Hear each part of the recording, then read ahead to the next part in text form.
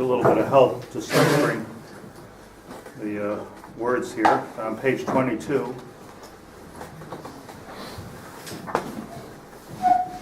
And this description of Reb Itzele's description of his father's Hanhaga, Reb Chaim Volozhin's Hanhaga. So he writes here, V'im, you see it there, it's the V'im kirubei dvarav, the Droshosa.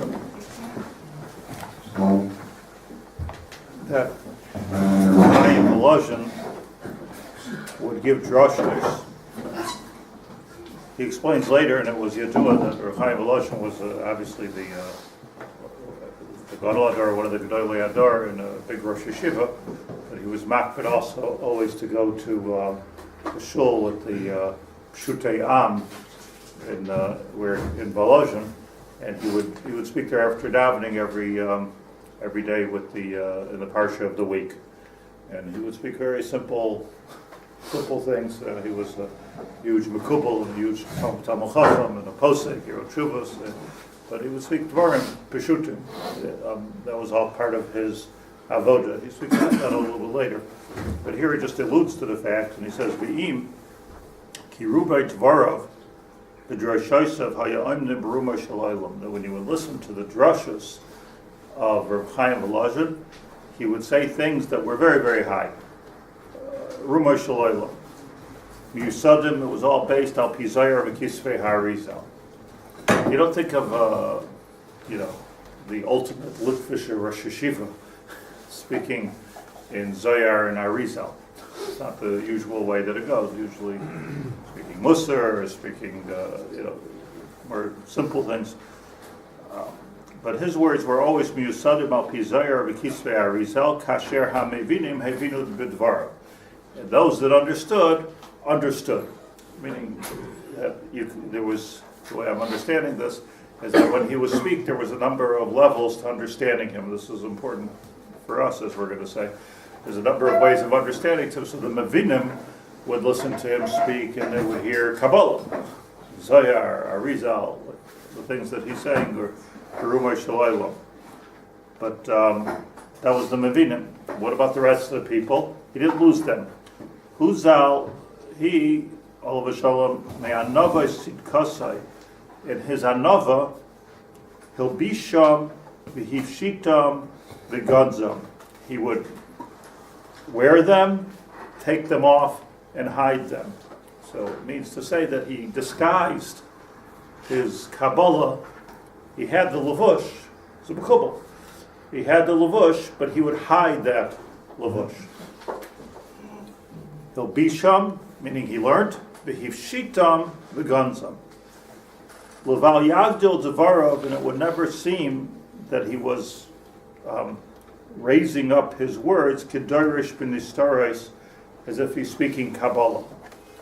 So the Mevinim understood that he was speaking Divrei Kabbalah, but it was disguised in a very simple language. Lamtikam kedvash v'cholav tachas l'shoina. That's a pasuk in Shir Hashirim. He would make them sweet like honey and like milk, honey and milk. My mother used to give me that when I was a kid. Honey and milk is a sweet treat. It's a tachas l'shoina. U'keboisim tachas levushay, like a nice spice under his levush.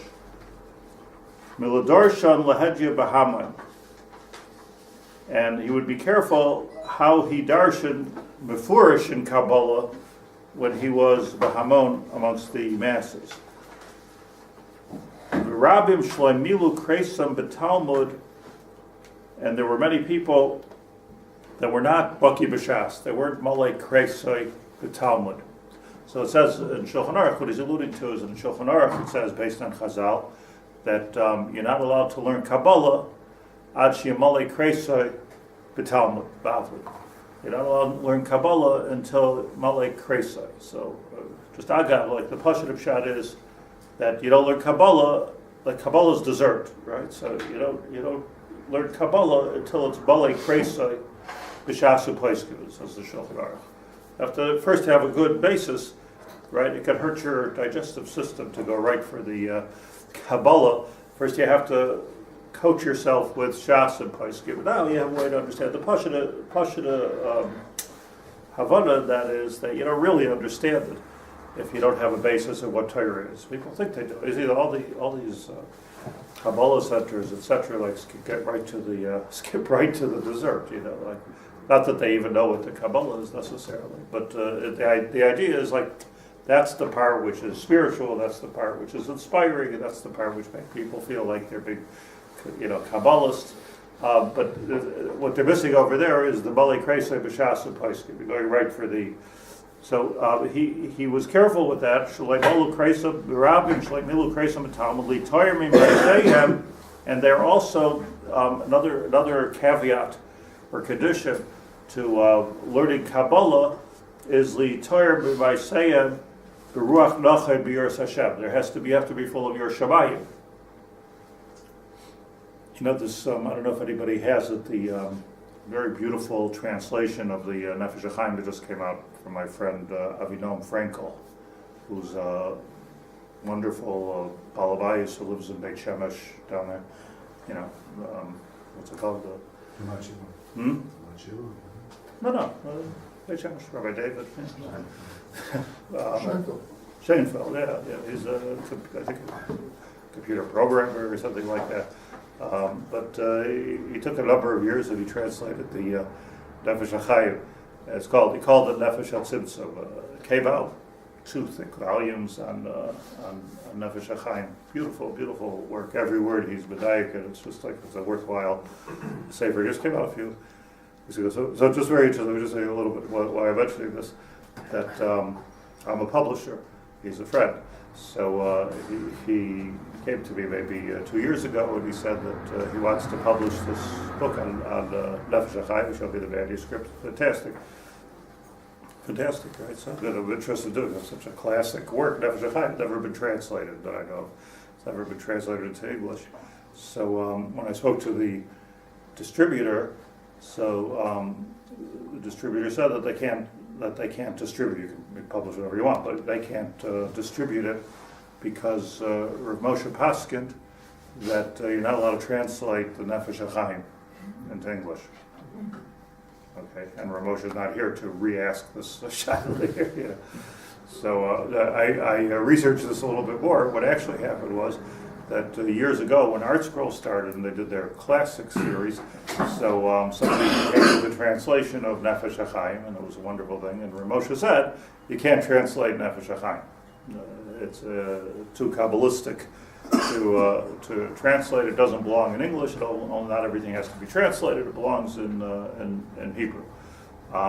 So then years later, the same person came to Feldheim, and Rav Moshe was nifter already, so Feldheim, maybe not knowing the story, went to Reb David Feinstein, and Reb David Feinstein said, my father already paskin, you're not allowed to translate the Nefesh Hachaim. So the distributor told me, like, you can't distribute something that's connected the psak of Reb Moshe and Reb David Feinstein. So I told him that I'm not going to be Iber Chacham on this one, so I can't publish it.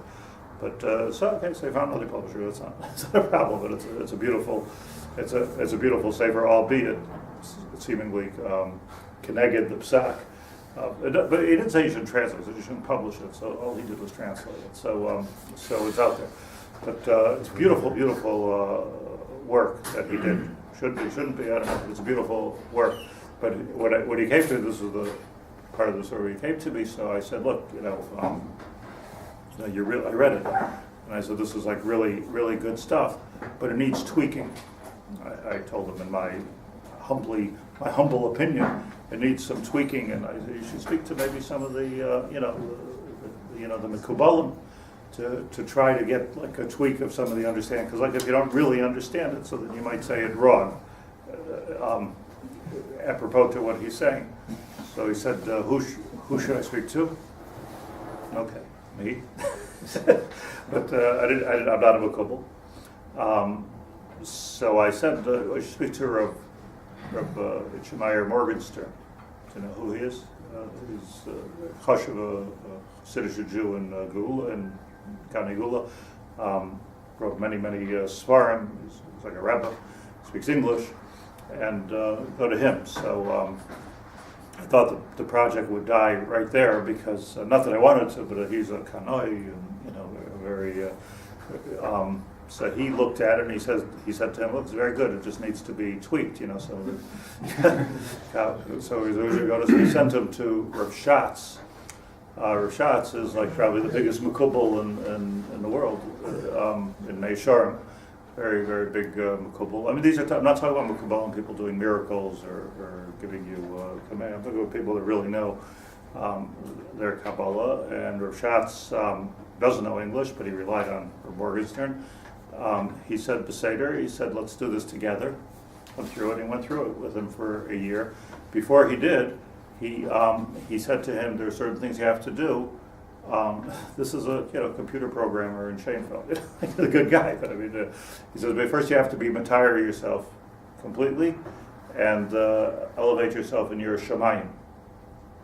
Okay, and he gave him instructions, step-by-step instructions as to how to reach the madrega, to be able to understand and translate and do the Nefesh Hachaim. So he said he went through a whole course in the introduction to that book. That's why I'm saying this. I'm not saying something which is not known. In the introduction, he says that he had to go through a whole spiritual refinement in order to be able to start this discussion before the Rav would even have the discussion with him.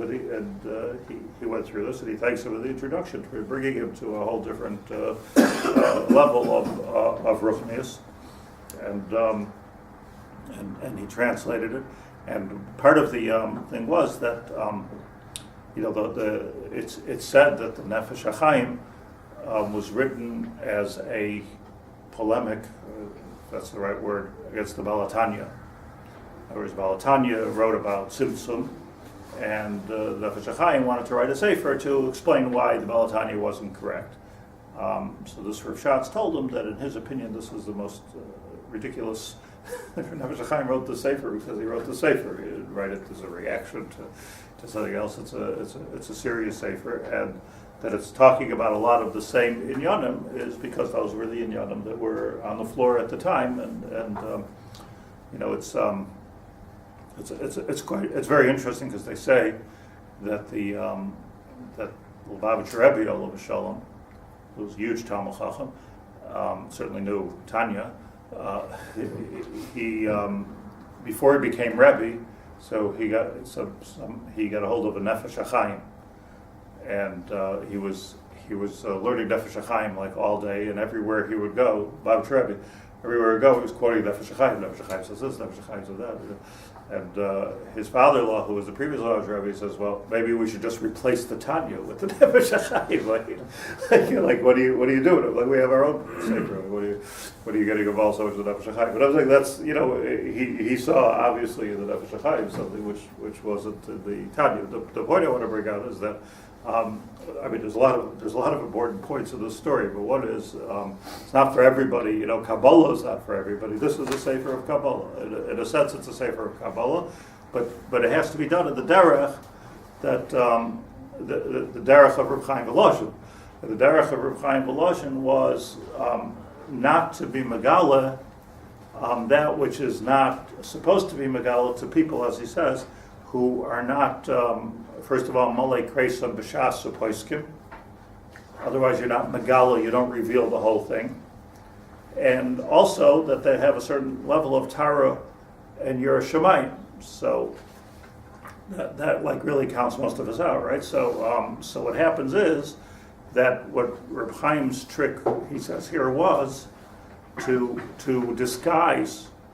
In other words, the Mevinim heard that he was speaking Kabbalah, but the Amaratzim heard that he was speaking Musar, and that was okay. So the first person was like Rashi. So they say Rashi wrote a sefer, and a Ben Chamish Lemikra gets so much out of Rashi, and huge Talmidei Chacham also get so much out of Rashi. Like that was the godless of the sefer of Rashi. That was the godless of the drushes of Reb Chaim Volozhin. That it worked on every different level.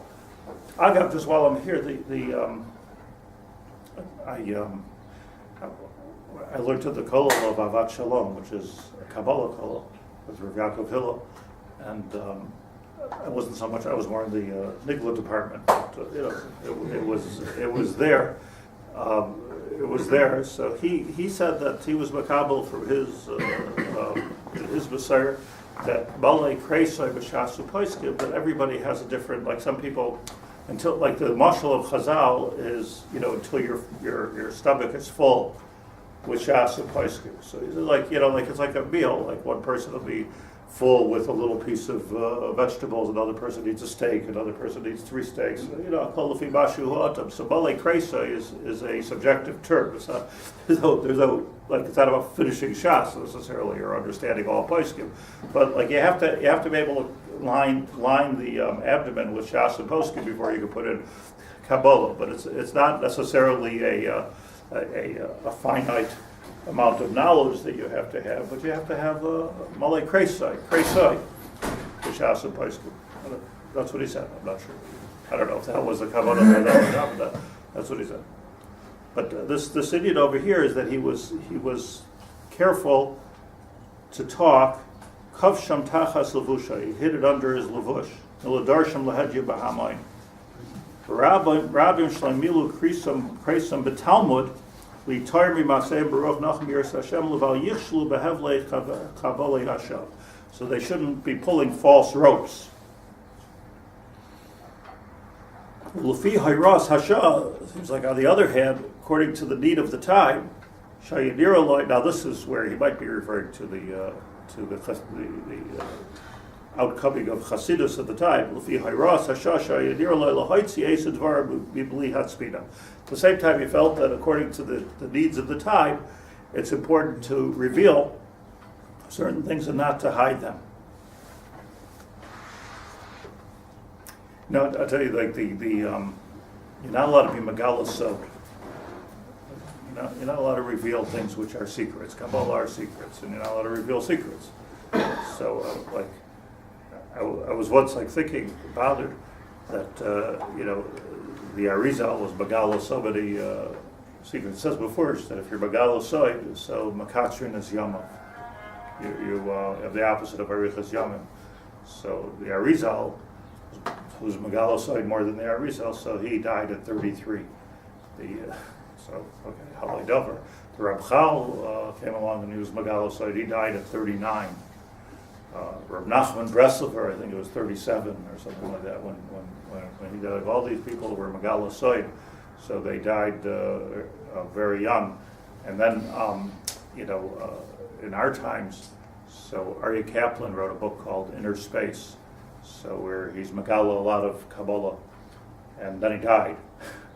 So in the inside book flap of the Inner Space, whoever put that out had the chutzpah to say that he revealed so much to our generation, maybe too much, and he died. And then shortly after that, my very good friend and chavrusa, who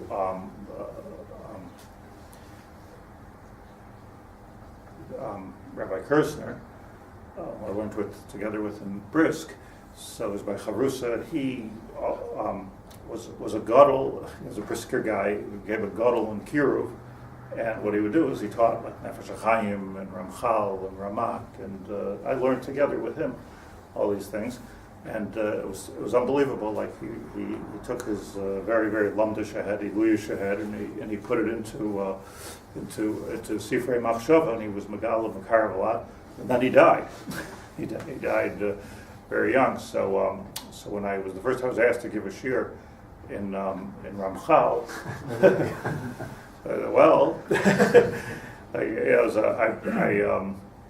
I went to ask Rav Scheinberg if I should teach this altogether. Ramchal, teach it to Balei Tshuva, even I had Balei Tshuva. What's the? So he says, why not? So I told him my whole story about why it might not be a good idea to teach Kabbalah. So he says to me, very immediately, spontaneously, he says, well, if you know it, then it's obviously not Kabbalah.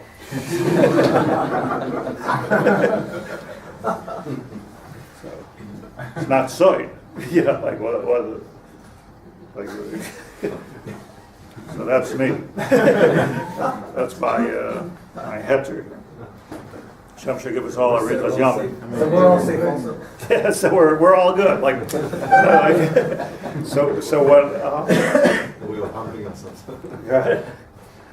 Yeah, but what it comes down to is really what he's saying over here. He spoke for the regular people, and you know what he spoke. You could understand it as Divrei Kabbalah, but he spoke things which you could also understand as simple things, and that's what he did. How old was he? He 74. Oh. That was I think old in those days. You know? Yeah, we learned before Ayin Dalet. But he didn't publish the numbers. He didn't publish it. Good point. Yeah. Hayakara alatzmai. This I just want to spend a minute on over here. There's my stories here. Hayakara alatzmai. He would say, "Laya medrash ikar ela hamaisa." Umamela nishma kavanase al sefer the Mishnah. And what he really meant was the end of the Mishnah, which is Chol Amar B'Dvarim Mevichet. So that's in Pirkei Avos. In Pirkei Avos it says, Lo HaMedrash Ikar Ela HaMaisa. Let's just want to analyze this Mishnah because I think it's very nogeya for us. Lo HaMedrash Ikar Ela HaMaisa. The main thing is not to preach, the main thing is to do. The main thing is not to learn, the main thing is to do. Lo HaMedrash Ikar Ela HaMaisa. It's good to darshan, but the ikar is lamaisa. What he means here is that when he spoke in a way that was halacha lamaisa, meaning I don't mean halacha lamaisa el chasitzos necessarily, but he brought it down to the whole difference between Kabbalah and Chassidus is the same stuff really, but the whole difference in Kabbalah and Chassidus is that this was the chiddush of the Baal Shem Tov, that there's Kabbalah derech avoda. Derech Avoda is Loya Medrash Ikar Alabais. It's not esoteric. It's not just out there to know things. It's helping us in our avodas. So Loya Medrash Ikar Alabaisa. That says in Pirkei Avos. At the end of the Mishnah is B'chol Hamar B'Dvarim Mevichet. What does that mean? B'chol Hamar B'Dvarim Mevichet. It's like we said in Shabbos, Chesh bonus. Ishmainus. No? Maybe B'chol Hamar B'Dvarim. Anybody talks too much. Mevichet. So it goes together, it's the same sentence as Loi HaMedrash Ikar El HaMaisa. You can get carried away with the, like you're saying, like I'm saying, you can get carried away with the Medrash, with the darshaning, and never bring it to a place where people are going to change. Like it's always important, whenever anybody has the zchus to speak with Tzibor, is to ask yourself, I do this regularly, you can say these, you can come up with these wonderful, what you might think are like very profound ideas, but the real question to ask yourself is, what do you want the people to do? Like, therefore what? So what? So tachlis, right? So, Loya Medrash Ikar Ela HaMaisa. But here you have like tougher even. V'chol Hamar B'Dvarim Mevichet. And if you talk too much, Mevichet. Chet. Like Shmuel says, Yetzei Ha'egel Hazeh. Chet. Sufil. So if you look at that Mishnah, I have it in front of me, but I think we said it by heart.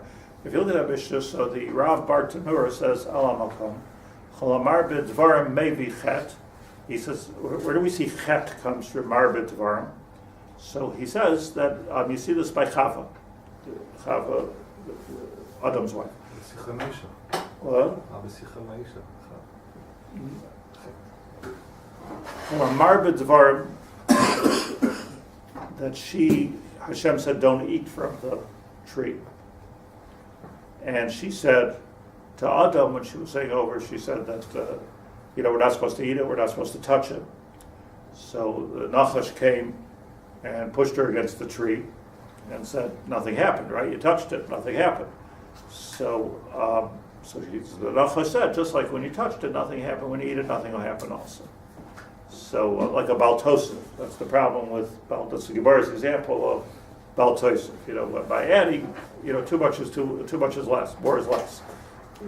Because by adding on this one sivoy, so there's something interesting, something you got to be careful. Like, we make Xeris al Gabig Xeris al Gabig Xeris, then what happens is, like, you're over this Xer, you're not really over any Avera, and you're okay, but by adding, sometimes you're subtracting from the Iker. Okay, so it's okay. Once I'm not keeping the mitzvah, they knock the whole thing down, and that's how they came to answer that. So Kol Amar B'Dvarim, says the Rav Bartadura, that since she was Mar B'Dvarim, she added on to the Chet, she added on to the Tzivui.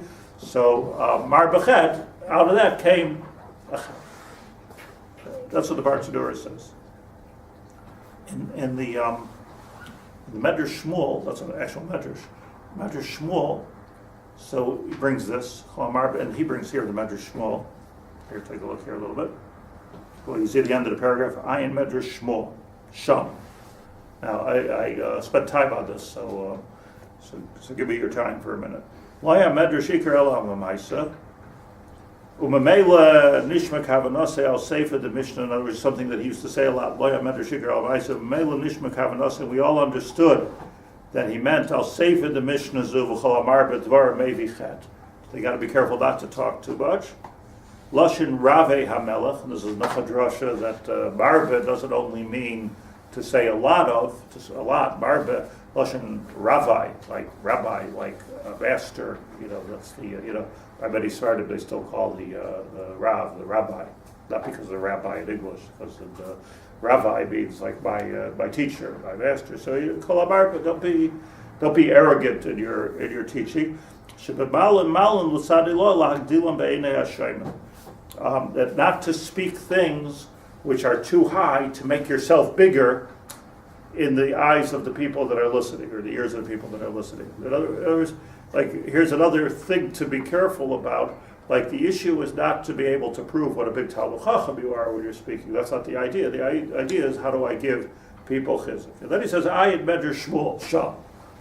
So, what the Medrash Shmuel, Sham. So this is even in the translation I looked at the Svar, what Medrash Shmuel, where Medrash Shmuel, Sham. So, Medrash Shmuel, that he's talking about, Ladati, is the Medrash on Shmuel, on Shmuel. And Shmuel starts off, Sham, let's see if I'm right. But the sefer Shmuel Aleph, starts off with Chana davening for a child. Who was the child? Shmuel. So, before she davened, beautiful Shira, so Min HaShamayim. So the story here is, Vayish Achad min HaRamasayim Soifim Mihar Ephraim Ishmael Kana ben Yeruchim ben Elio ben Toyo ben Tzuf Efrasi v'lo shtei nashim Shema Achas Chana v'Shema Shenis Penina. So there was Elkanah, and Elkanah had a wife Penina and another wife Chana. Yehila Penina Yuladim, Elchana ein Yuladim. Penina had children, Chana did not have children, and Chana was davening that she should have a child, yes? So it says here, she became very depressed. Vayomer lo Elchana Isha Chana lama sifki lama lo soichli lama yer levavech. Why are you so depressed? Alay anoichi toiv lach me'asar abanim. There's an argument that never works. You have me. Okay, that didn't take her out of her depression. So, v'hi maras nafesh, v'tispalel al Hashem ubachai sivke. She kept on davening to Hashem, and she kept on crying. V'tidar neder, and she made a neder, v'toymar Hashem tzvakos. This was her neder. Im ra'ai tira ba'ani amosecha.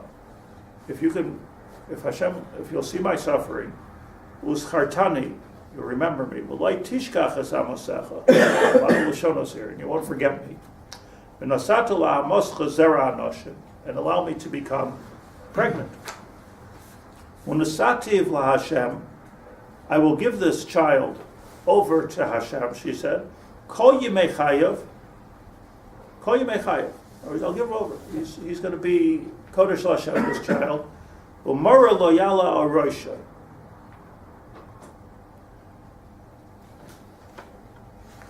V'hayaki hirbasali spalif Hashem. Eli the Kohen Shomer's Pia, she heard her davening. V'chani medaberes al liba rak sosel nois v'koil isha. When she's davening, like, moving her lips. V'achshavel Eli l'shikura, and Eli thought that she was moving her lips. She's not saying anything. And this from here we learned that when you daven, you have to move your lips. Yeah? Eli abasai tishtakaru. I know you're depressed, but you got to get off the bottle. Assyria is yedach me'olayich.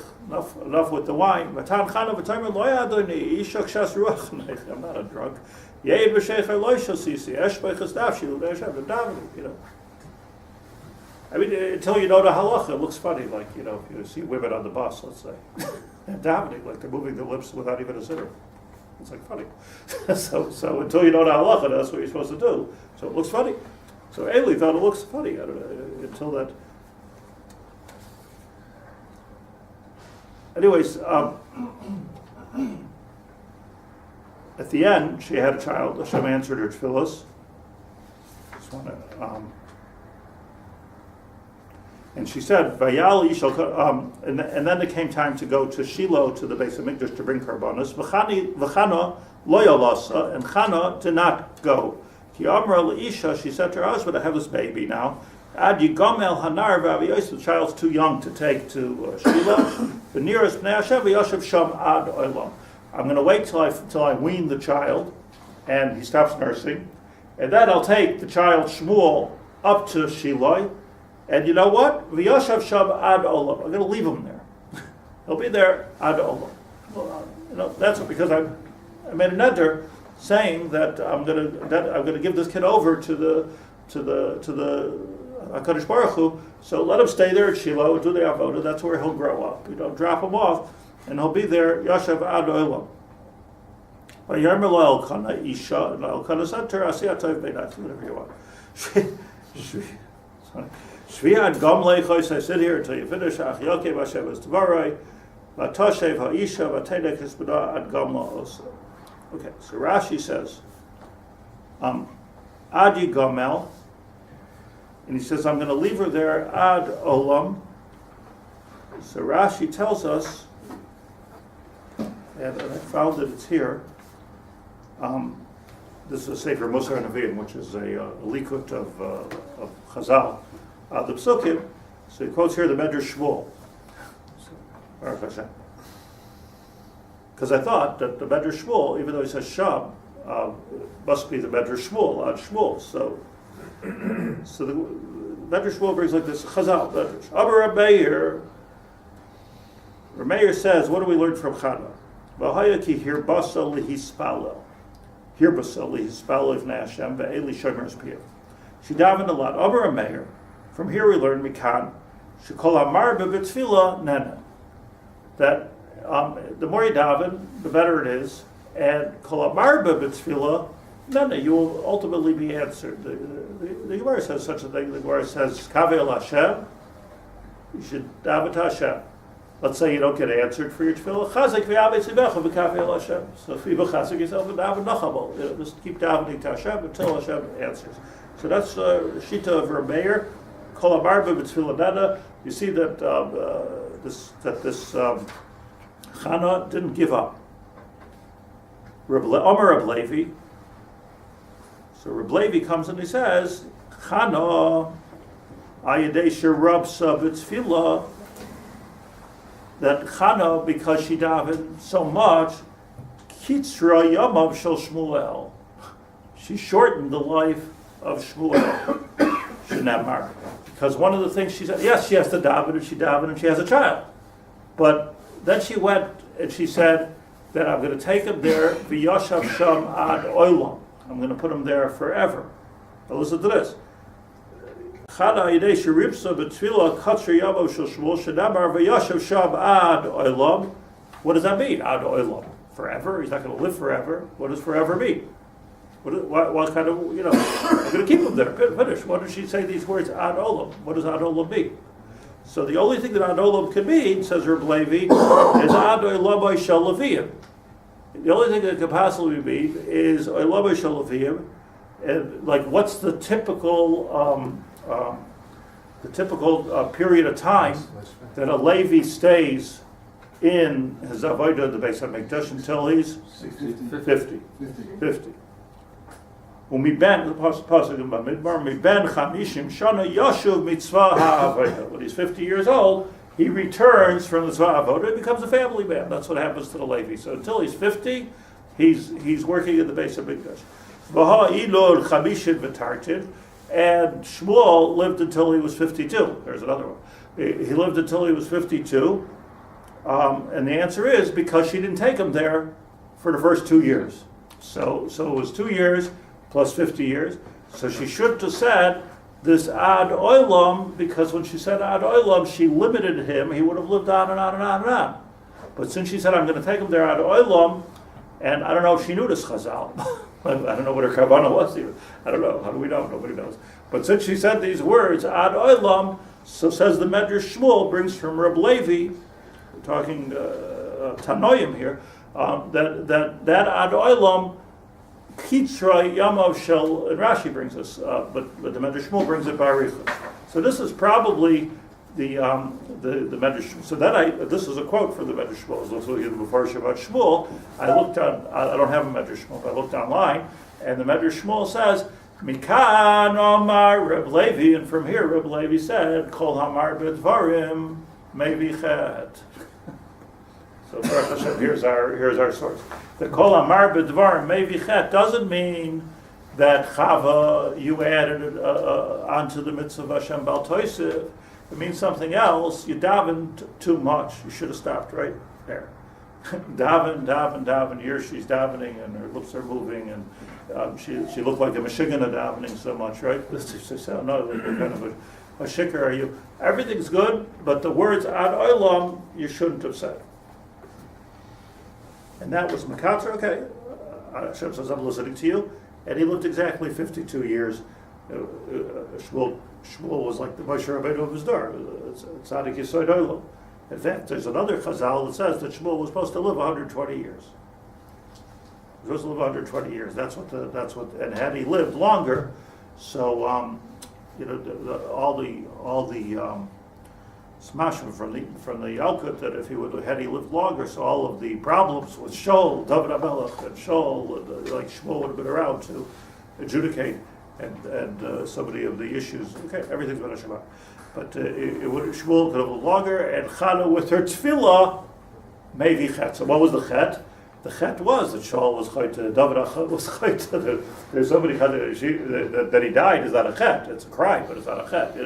But chatoim, bad things came out of the tefillah. So from here we learn that not to be barbe b'tefillah. But isn't it the problem wasn't that it was too much, it was that what she said. You have to know when to stop. So, no, Adrabah. So, like we all understand what's good about davening. What I'm asking is what's possibly bad about davening. Like, okay, so she said the wrong words, like you said. Okay, but why? What's the nakuda here? Like, what's the nakuda for us of kol amar b'tefillah mevichet?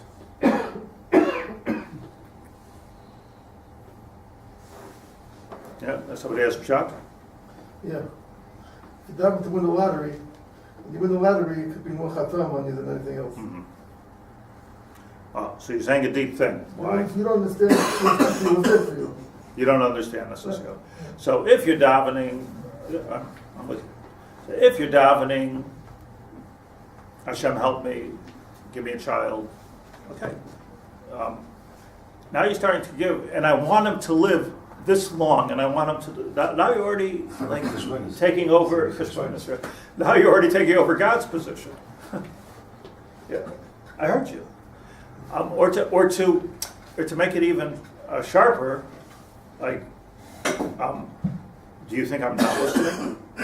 See, there's this kaveh el Hashem chazek v'yametz libecha, kaveh el Hashem. So you daven again. That's our ruchnis. That's our avodah, to daven and to daven more and daven more. When should we stop davening for our children? Never. Never. The Stipler writes in one of his, somebody asked him, how to daven, the Krina Dikrisa here. somebody has like, is there a point that I should, like, stop davening for my children? So he says, I don't know, I'm still davening for my son, Chaim Kanievsky. Still davening, my son, davening for him. There's no end to davening for your children. But when you start telling God what to do, and this is how long he should live, and this is what I want, then, first of all, you're putting yourself in Hashem's place. But second of all, there's something deeper going on over here. Like, you're not really having full emunah that Hashem is listening and knows what to do. Like, in other words, why do you think that Hashem is going to listen to, half of what you're saying and the other half he's not? If Hashem is listening to you, so now you have to be very, very careful what you say. See, it's always, so marbe b'dvarim may vichet. In other words, you gotta be careful. I mean, probably also in conversation, bakasha, like, just say what you need to say, and don't go further than what you need to say, because by talking too much, it's like, I always think to myself that Yosef was in jail, and he, as the Sarah is going out of the jail, is a chartani. He said, you're going to remember me, yeah? So what does it say? Added, what does Rashi say? Added an extra 2 years in jail. Like what's the what's the big crime over here? He's davening in jail. HaKadosh Baruch was doing a nest for him. Is it just like Panel Rahavim? Rashi says, like, he did a terrible mistake. But I always think there was. I remember that years ago. This is like what I understood this Rashi years ago when I was at a shul that we were having a hard time getting a minyan. So this guy came to speak to me, and he said, I'll help you out with the minyan. I'll come to the minyan. Okay, good. Nice. Accomplished. We had a discussion. So as he's leaving, so I said, so I'll see you tomorrow, yeah?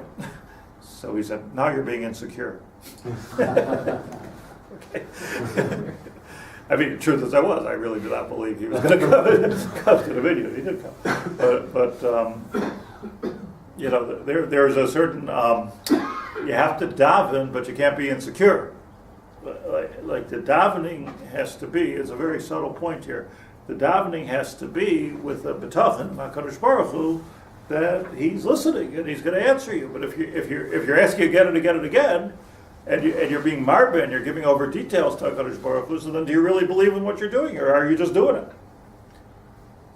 So it could be that Hashem said to Yosef, also everything's good, everything's working like clockwork here. So chor zachartani. Okay, now you're being insecure. You're not ready to get out of the cooker yet. So another 2 years in the incubator of being the Gadol Ador, Yosef Tzadik Ador. You have to stay there for another couple of years until he could do it. So that's, I think this is the Medrash Shmuel as Chiddush. If you own a book, you can write it on the side. Medrash Shmuel's in Shmuel Aleph Pasuk Yud Beis. V'haya kihir b'sel lispal livnei Hashem. She davened too much, and that's the start. So here's the interesting dimyan, just to finish off our paragraph over here, that there's speaking for a tzibur. Reb Chaim Volozhin speaking for a tzibur.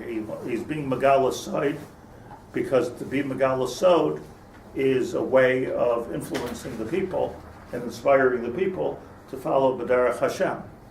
But then, if you go too far with that, so then what are you doing? You're glorifying your knowledge, you're glorifying yourself, and you're not trusting the people. So the idea is, in Lashon of Chazal, Megala Tefach. Like, a little bit, you have to have confidence in Hashem, I'm doing the Ratzon Hashem, and you have to have confidence in the people that they're getting it. Like, not everything has to be, in Yiddish there's an expression, you don't have to, not everything has to be explained. It's a chesaron.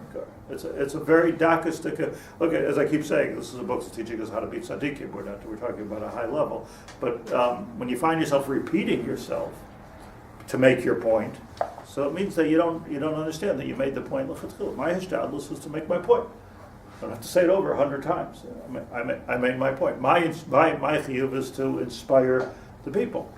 I think just my personal, it'll be personal, but I just, sometimes like you think of the site, and then you can think of like 20 examples and 20 rayas to what you're saying. There's like a big Sahara to say over. So the truth is, nobody's interested. There's not a pilpul shir that said he was interested in all the rayas to this. He said, just make the point.